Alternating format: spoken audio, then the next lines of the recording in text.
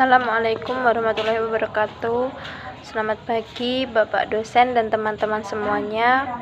Puji syukur kehadirat Allah Subhanahu wa taala yang telah memberikan rahmat serta hidayahnya sehingga kita dapat menonton video materi ini dengan keadaan sehat walafiat. Tak lupa juga sholawat serta salam selalu tercurah limpahkan kepada Nabi besar Muhammad SAW. Kami dari kelompok 4 akan mempresentasikan hasil diskusi kelompok kami dengan tema komunikasi konseling.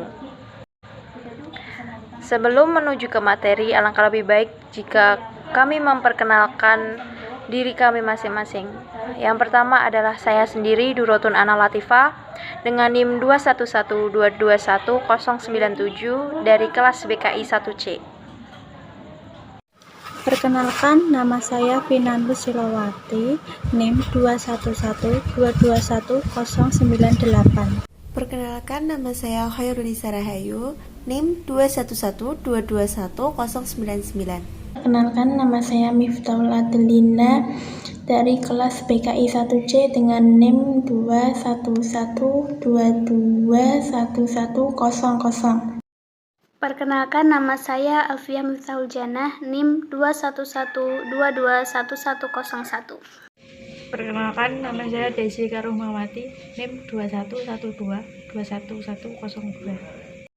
Komunikasi konseling, faktor dan aspek yang mempengaruhi komunikasi interpersonal.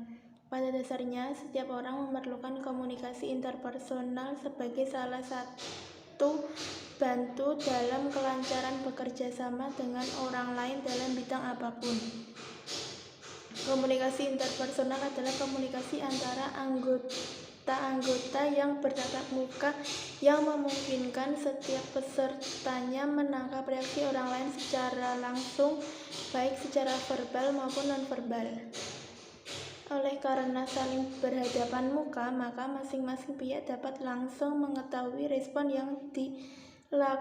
yang diberikan serta mengurangi tingkat ketidakjujuran dan ketidaksenangan yang terjadi dalam komunikasi.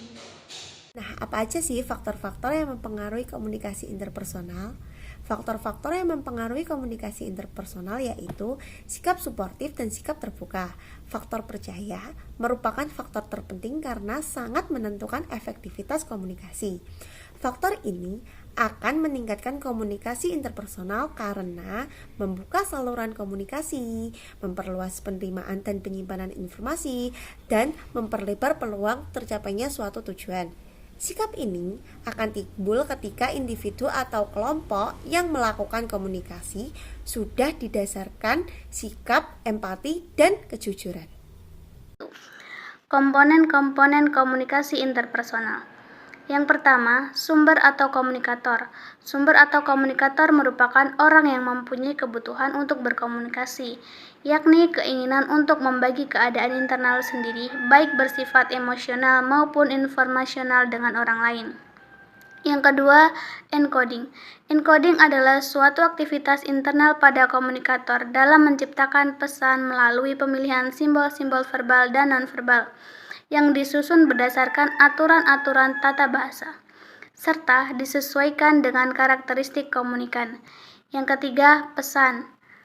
Hasil pesan adalah seperangkap simbol-simbol baik maupun nonverbal atau gabungan dari keduanya, yang mewakili keadaan khusus komunikator untuk disampaikan kepada pihak lain.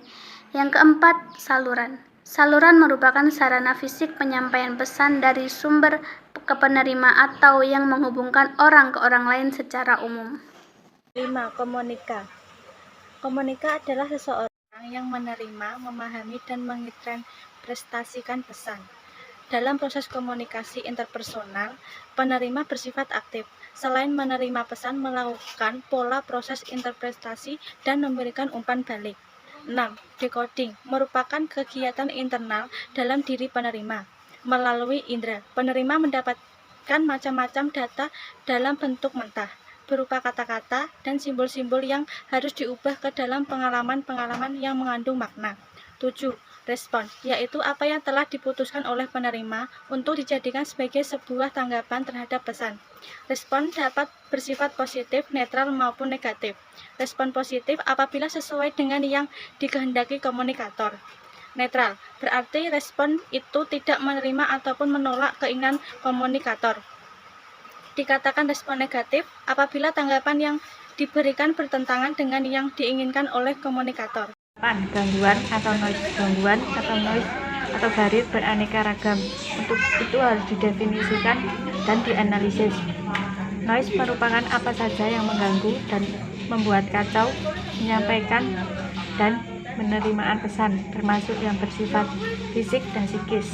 9. Konteks komunikasi. Komunikasi selalu terjadi dalam suatu konteks tertentu. Paling tidak ada 3 dimensi, yaitu ruang, waktu, dan nilai. Sekian presentasi yang dapat kami sampaikan. Apabila ada kesalahan, kami mohon maaf. Dan apabila ada pertanyaan, bisa langsung ditanyakan di kolom komentar di bawah. Wassalamualaikum warahmatullahi wabarakatuh.